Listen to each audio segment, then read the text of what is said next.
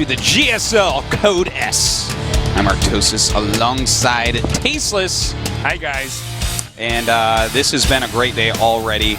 We're in the winner's match, and it's going to be JOGUNSHOP going up against Flash. And, you know, with these two, you got to go with Flash here, but JOGUNSHOP is a very deadly player. Yeah. Oh, absolutely. He's scary. He could take it. Flash's TVT is so godlike. It's so incredibly good. Yeah, he's so smart. It's hard to kill him when you have to use the same units as he does. TVT is one of the hardest matchups in any RTS game ever. That's very true. It's so positional. You have to be very careful in it. And you know what? Flash historically has done a lot of mech in TVT. JOGUNSHOP, I feel like he is a more aggressive player. He's a player that I feel like is probably going to focus a little bit more on bio. Maybe like a very tech-heavy opening and go down into bio or something like that. But I'm not sure. I haven't seen enough of JOGUNSHOP's play recently, you know? He did make it through Korea, of course, to get here, but he's kind of like a blank slate for me in his TVT at the moment. We haven't seen enough of it. Well, it's been so long. So yeah, by this point in time, you know, player can completely have reinvented himself. Yeah. You know, Flash's play style, it's hard to... All you could say is that whatever he's going to do about as well as any human could ever do. But and that includes anything. JOGUNSHOP is one of these guys that just is so scary. He's so underrated too, but he has a really good reputation of being one of the best players in the world, easily. He certainly does. We'll see if he can hold up against Flash though, because JOGUNSHOP, he's played very well today, but I mean, maybe he'll mix in some cheeses or something. I'm not exactly sure what to expect from him. Whereas from Flash, I'm like, well, I'll probably see really solid play. And if you know you're even at 10 minutes, then you're going to win. Something like that. Our map's going to be Derelict Watcher. Excuse me, Derelict Watcher. And yeah, we'll just have to wait and see. It's one of our newer maps. But what better players to have than JOGUNSHOP and Flash to teach us how to best play TVT on this new map. Thanks for tuning in, guys. This is the winner's match, game 1 here of today's GSL Code S. In the bottom left starting location, a GSL Code S champion. He is My Insanity JOGUNSHOP.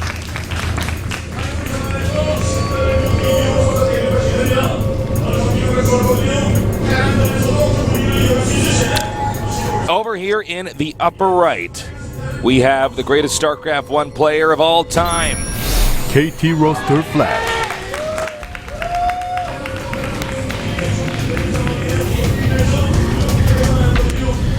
Whew. Exciting stuff, and it looks like we are going to get some sort of proxy here out of JOGUNSHOP. Can't really blame JOGUNSHOP for doing that. It's a good choice. I wonder if we could go back and just see how many games in StarCraft 2 have people cheesed against Flash, because usually when you're the best, you get cheesed the most. People do not want to play you in a normal game. So true. Looks like I would guess that this is going to be Reaper, Proxy Reaper. But man, Flash is going for his barracks first, so this is not even all that scary. You know, if he had gone for Command Center first, then JOGUNSHOP's build would be really good. And the thing is, it's not like Flash is definitely a player that would Command Center first a lot of the time. Now, I don't think he has the waypoint. Oh, no. Oh, my God. That's so close. Wow. Yeah. It's not like Bong where he just puts in the scout line. Yeah, what was up with that? Remember that? Well, all right. You know, we'll see how many Marines he makes. He is getting his own gas, so we could see him do something like go into a reactor pretty quickly, which would be not as nice. Now this is the proxy Marauder rush, but with I kind of like the full wall in against, because if you overcommit the Marauders and the depot goes up, you just trap them with your SCVs against the wall and kill them. That's very true. So you have to be really careful about that. So a lot of this is probably going to be focused on shooting Marines, kiting against SCVs when they come down the ramp, and maybe putting pressure on the supply depots. Okay, the SCV now going down here. He has no idea this Marauder rush is coming. Yeah, well... But the Marauder rush out of all the proxies usually still results in a very normal game. Now, he got into the main here with the SCV, so he says, well, there's something wrong feeling here. it. Yeah, look at that. He's got the SCV in front. If he can actually get that bunker up, that's just gigantic. And he's going to go ahead and kill the God, his SCV. control is so good. Very well done, no doubt about it. And look at that. Perfect pullbacks, and he's got the bunker done. So he actually... Oh, yeah, you shouldn't chase that. You know another one's coming. Exactly. So he's going to have 3. I mean, the rush is basically over, and Yeah, jjakji I mean, knows the it. Wallen's there. If the Marauders try to run by, they're going to get stuck. It's so over that he canceled concussive shells. Well, I mean, what else can he do? Yeah. Not like he's going to get to use those concussive shells in any way because... Slow the bunker down? Yeah, exactly. I don't think so. I think the bunker's already slow enough. Well, jjakji still has a chance of winning, but it'll be pretty tough considering he had to give up a critical structure here to scout the barracks. Yeah. And a counterattack here from Flash, not right now, but a little bit later on, could be very effective. Yeah, I like what he's going for, teching up quite a bit. I do think we're going to see Cloaked Banshee coming out of him, and with Flash-type control, it's going to do probably a good amount of damage. But jjakji is not really that slow on his starport. He'll have a Viking out by the time he gets there. That won't be any issue at all. So, with the faster command center, we'll see, actually. I mean, jjakji he's not in a bad position, really. It's okay. Well, jjakji's also a very flexible player, but, on this map, we don't know a lot about this map yet because it's so new. We also, to be frank, don't know a lot about jjakji because he's been off the map for a while here. So we haven't gotten to see him play against such world-class opponents like Flash. Exactly. That's maybe a little bit in Code A, but this is a different story for sure. All right, well, he's cleaned up the tech lab. There's no presence here of jjakji on the upper right side of the map now. A scan and sees what he needs to see. That's a good scan. He saw Cloak's on the way. He knows it's going to be a Banshee. Yeah, that was a pretty fantastic scan right there, Tasteless. And he's going to be making his Vikings. We'll see if he wants to actually get a Raven at some point here. We actually do have the Raven coming up from Flash, who did cancel Cloak after being scouted, after being scanned. So yeah, lots of little tiny mind games going on because that's just the right thing to do here. Okay, the Banshee's going down now. We have the Viking out, ready to intercept it. So this could be bad if the Banshee takes too many hits early on. The Viking's slow, so the Banshee can get away. Yeah.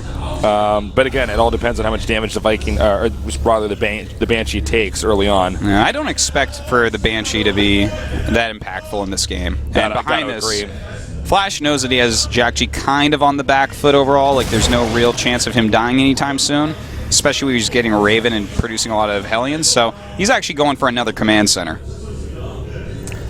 Okay, the Viking's coming out now. Oh. And he's just leaving the Banshee there. Just barely. Yeah, wow, okay, so Flash feels it. Yeah, that was a good move by Flash. We see, really honestly, too many players where they might even know that this isn't going to work, but they'll send the Banshee in there anyways. Yeah. And this is the sign of a top-level player, is when somebody is willing to go into a build and do something and then say, well, you know what, this isn't going to work now. Yeah. I have to go back. Very well said. I don't have to commit to this attack. What's most important is that I win. Am I going to win this game by attacking here? The answer is no right now. Well, then I'm not going to do it. I'm going to go do something else. Yeah. Even if it appears to everybody who's watching that I basically did the wrong build now and I'm going to switch gears, it doesn't matter. Yeah, he's doing his best, and it's really good, man. At this point, he's getting Blue Flame, and he's obviously going mech, as you got to sing a factory and all that. Sure. As far as jjakji goes, I'm 99% sure he's going mech as well. So if no significant damage is done anytime soon, then, suddenly we have this game that could last a very long time. This is going to be like a Starcraft 1 TVT. Could be. Mech v mech here. Now, meching TVTs statistically are the longest Starcraft 2 games that there are. So, this is going to be definitely the war of endurance here. And you also got to keep in mind, the loser of this best of 3 goes down the final match here. But long TVTs like this can be exhausting. Yeah. Well, this is actually the portion of mech versus mech where these guys kind of sit here, because if you overcommit, like let's say that right now we actually have Flash with more Hellions. So if we saw jjakji go over and try to commit, and then suddenly the Hellions get a little bit too close, he'll lose all his Hellions, and it'll be so sick. a really big deal. So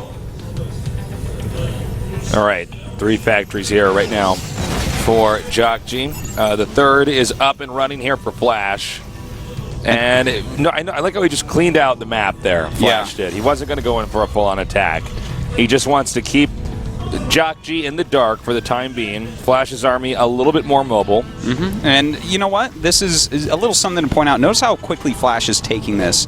Now, in mech versus mech for TVT, there's like this very thin line you have to tread where you expand really quickly because the defender's advantage with mech is huge, but it's not bigger against anything than it is against itself.